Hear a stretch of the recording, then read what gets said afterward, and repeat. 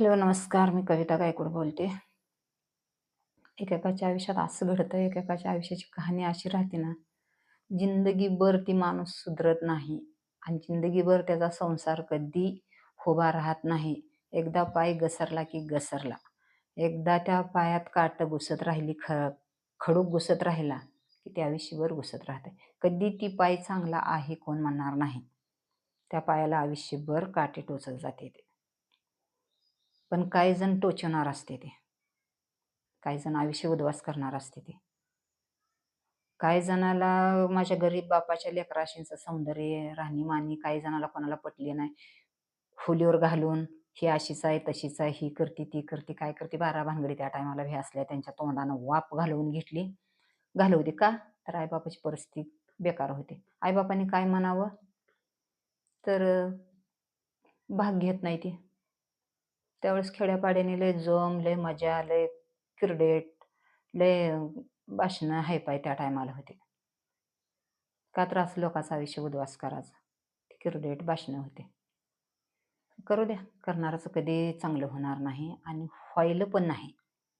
असं काय वाटतं की लोकांना माझ्या बापाला, भावाला मारून, माझं आयुष्य उद्ध्वस्त करून, मला रस्त्याने फिरायला लागलेली बघावं अशी त्यांची अपेक्षा आहे काय की असं वाटत असेल काय तर.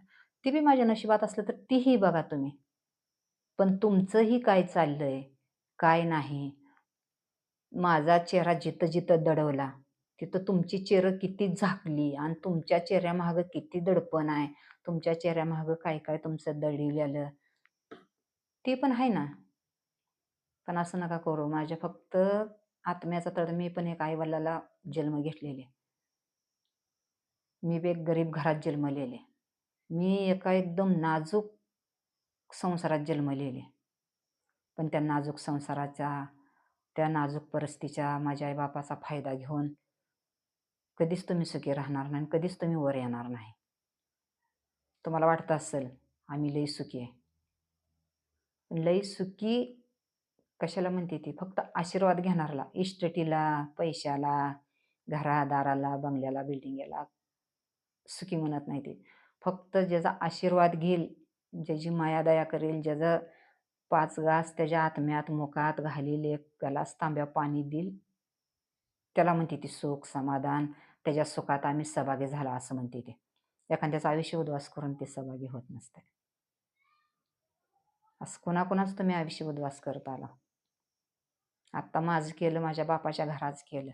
हेतून तर कुणाचं करू नका. ज्याच्या डोक्यात अजून माझ्याबद्दल काही राग काली आहे, अजून काय त्यांच्या डोक्यात जी तिडक आली होती ती आणि जी त्यांची तळपायाच्या मस्तकाला जी जाते माझ्याबद्दल, ते आता काही करून, काही बोलून, काही म्हणून काही उपयोग नाही.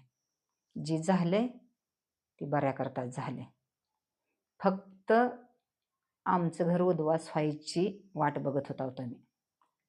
का तर मी लय घरात आगाऊ होती, लय ह्याच्यानं राहत होती. त्याच्यामुळे ते कसं आगाऊपणा दिसला. आगाऊ बापाच्या लेकीला गरीब बापाचं घर मोडलं. त्याला मजबुरीत गुंतवून.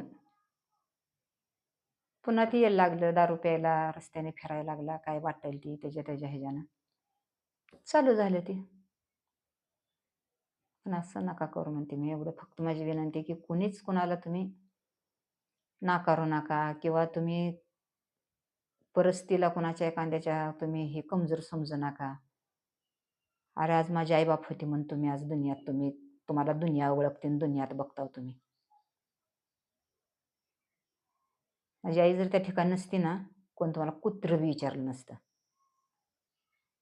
बाप तर माझा लाखात एक होता. पण माझी आई आणि बाप नसते असते तर तुम्हाला कोणी सुद्धा विचारलं नसतं. पण देवानं आमचंच घर मोडलं आणि आमचंच उद्ध्वस्त केलं आणि आमच्याच घरावर नांगूर फिरवून ठेवला देवानं. चला असू द्या, काय शेवटी करणी त्याची आहे. तुम्ही जरी काय वाईट चितलं आणि वाईट हे केलं, काही तुमचा बी आशीर्वाद म्हणायचा आणि देवाचा बी आशीर्वाद म्हणायचा. फक्त ह्या गायत्रीचा तळतळा घेऊ नका. काय लाईक करा, कमेंट करा, सबस्क्राईब करा मित्रांनो. हे व्हिडिओ फक्त एकमेकाला शेअर करा. तुमची जी मित्र-मैत्रीण आहे त्याला एकमेकाला शेअर करा.